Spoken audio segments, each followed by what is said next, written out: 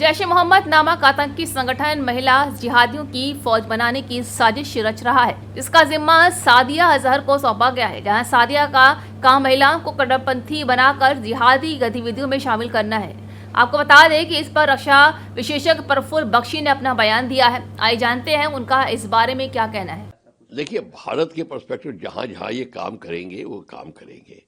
ये इसमें कोई भारत के पास की तरफदारी नहीं करेंगे, अगेंस्ट नहीं जाएंगे। पर देखो, देवबंदी और बरेलवी टीचिंग है, अब आपको पता है।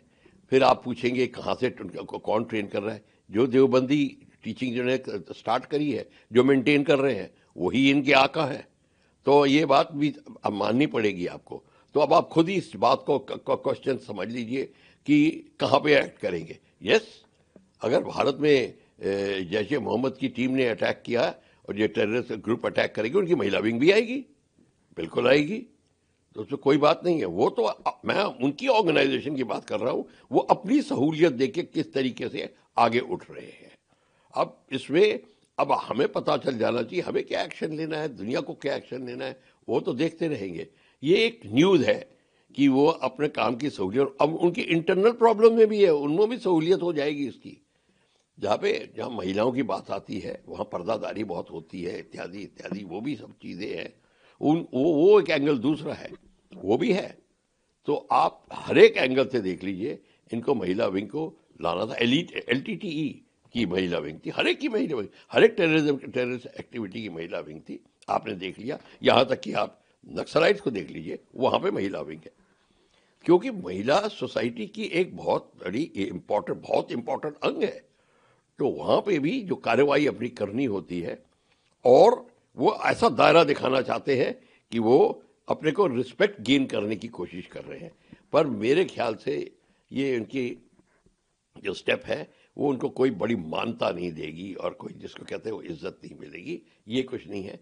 हम जो भारत जैसे देश है, उनको पॉलिसी बरकरार रखनी चाहिए कि हमारी पॉलिसी इनके खिलाफ क्या होगी। लखनऊ में खुलेआम गुंडई का मामला सामने आया है, जहां 3 भाइयों को लाठी डंडों से पीटा गया। इस दौरान जब उनकी मां बचाने आई तो उन्हें भी लाठी से मारा गया। इतना ही नहीं, जाते हुए धमकी दी कि तुम सबको फिर से मारेंगे। इस पर करीब 500 लोगों ने थाने पहुंचकर वहां हंगामा भी कर दिया। पूरा मामला बिजनौर थाना क्षेत्र के परवर पश्चिम गांव का है, जहां पिटाई के बाद तीनों पीड़ित भाइयों में से 2 की हालत गंभीर है। मामला जानकारी में होने पर कुछ बीजेपी कार्यकर्ता भी ग्रामीणों के साथ पहुंच गए। सैकड़ों लोगों ने बिजनौर थाना घेर कर जमकर नारेबाजी की। आरोप लगाया गया है कि पुलिस ने FIR दर्ज नहीं की है। बताया जा रहा है कि विवाद की जड़ वो तालाब है जो परवेश की पिता चुन्नी के नाम पट्टे पर है। इस पर कब्जे को लेकर पहले भी विवाद हो चुका है। कुछ गुंडे टैक्स न देने पर 3 भाइयों पर हमला कर दिया। गुरुवार शाम हुई इस घटना में 2 भाई गंभीर रूप से घायल हुए, जबकि पुलिस ने मामला दर्ज करना शुरू नहीं किया। लखनऊ में दोपहर के समय में मौसम सामान्य से गर्म हो रहा है, जबकि सुबह के समय में गुलाबी ठंड का एहसास हो रहा है। तड़के हल्की धुंध रही, इसके बाद तेज चटक धूप भी निकली। तो वहीं ठंड की बढ़ती दखल के बीच गोमतीनगर इलाके में हवा डेंजर जोन में चली गई है। जी हां, मौसम विभाग का अनुमान है कि आज लखनऊ का अधिकतम तापमान 32 डिग्री और न्यूनतम तापमान 22 डिग्री रहेगा, जहां गुरुवार को लखनऊ का अधिकतम तापमान 31.3 डिग्री रहा, न्यूनतम तापमान 21.8 डिग्री रहा। अधिकतम आर्द्रता 85% और न्यूनतम आर्द्रता 50% रही। गोमतीनगर में सुबह से प्रदूषण का स्तर खराब श्रेणी में बना हुआ है। इस दौरान वायु गुणवत्ता सूचांक 204 के साथ ऑरेंज जोन बना हुआ है। हानिकारक PM 2.5 PM 10 NO0 का औसत सामान्य से अधिक बना हुआ है, जहां 9 अक्टूबर को स्टेशन के टेढ़ा संतोषजनक श्रेणी में रहा था। जनसुराज द्वारा बिहार विधानसभा चुनाव के लिए उम्मीदवारों की घोषणा किए जाने के बाद प्रशांत किशोर की प्रतिक्रिया सामने आई है। उन्होंने इस मौके पर मीडिया से बात करते हुए जनसुराज की रणनीति और आगामी चुनाव को लेकर अपने विचार साझा किए। बिहार में बदलाव के लिए, एक बेहतर व्यवस्था बनाने के लिए जनसुराज ने जो प्रयास आज से 3-3.5 साल पहले शुरू किया है, वो लड़ाई अब अंतिम और निर्णायक चरण में है। और जो वादा बिहार में हम लोगों ने लोगों से किया था, गांव-गांव जाकर, कि समाज से अपनी सारी शक्ति बुद्धि लगाकर समाज से अच्छे लोगों को, बेहतर लोगों को चुनकर निकाला जाएगा, और बिना किसी जाति, धर्म, पैसे, परिवार के प्रेशर के ऐसे लोगों को चुनाव लड़ने का अवसर दिया जाएगा जो बिहार को सुधारने का हम लोग की समझ से मद्दा रखते हैं। आज आपने सूची अगर देखी होगी तो थोड़ा आपको समय लगेगा उसको देखने समझने में। सबसे पहले तो बात ये कि समाज के सभी वर्गों को उनकी जाति, उनकी संख्या के हिसाब से जो भागीदारी की बात कही गई थी उसके अनुरूप आपको वो सूची दिखी होगी। उसमें अति पिछड़ा समाज हो, दलित समाज के लोग हों, मुस्लिम समुदाय के लोग हों, सामान्य वर्ग के लोग हों, ओबीसी समाज के लोग हों, और उसके नीचे भी जिस समाज की जो जनसंख्या है वो उस हिसाब से उनको भागीदारी दी गई है। और ऐसे लोगों का नाम है जिनको सामान्यतः आप राजनीति में एमएलए का चुनाव लड़ते हुए नहीं देखते हैं। कुछ उदाहरण के तौर पर हम लोग के प्रत्यक्ष और अप्रत्यक्ष बिहार में हजारों बच्चों के गुरु केसी सिन्हा जी चुनाव लड़ रहे हैं कुमरार से। आप दरभंगा से आरके मिश्रा जी जो वहाँ के सबसे एक तरीके से मानिए तो नामचीन आईपीएस पदाधिकारी बिहार के रहे हैं और दरभंगा में बहुत लंबे समय तक उन्होंने काम किया है, उनको आपने देखा होगा।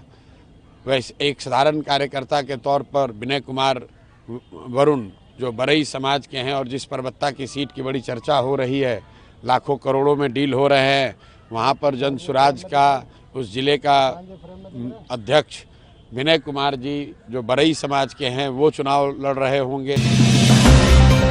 सैफई में सपा के संस्थापक मुलायम सिंह यादव की तृतीय पुण्यतिथि पर शुक्रवार को सैफई स्थित समाधि स्थल पर समाजवादी पार्टी के राष्ट्रीय अध्यक्ष अखिलेश यादव ने परिवार के सदस्यों के साथ समाधि स्थल पहुंचकर पुष्प अर्पित किए। इस दौरान सभी ने 2 मिनट का मौन रखकर नेताजी को नमन किया। इस मौके पर अखिलेश यादव ने क्या कहा, आइए जानते हैं।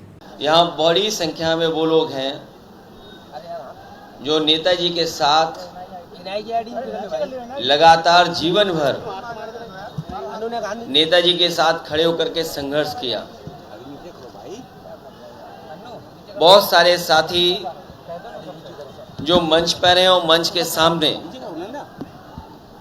समाजवादी परिवार के वो लोग हैं राजनीति के तमाम उतार चढ़ाव के समय पर नेताजी और समाजवादी आंदोलन में सहयोग करते रहे।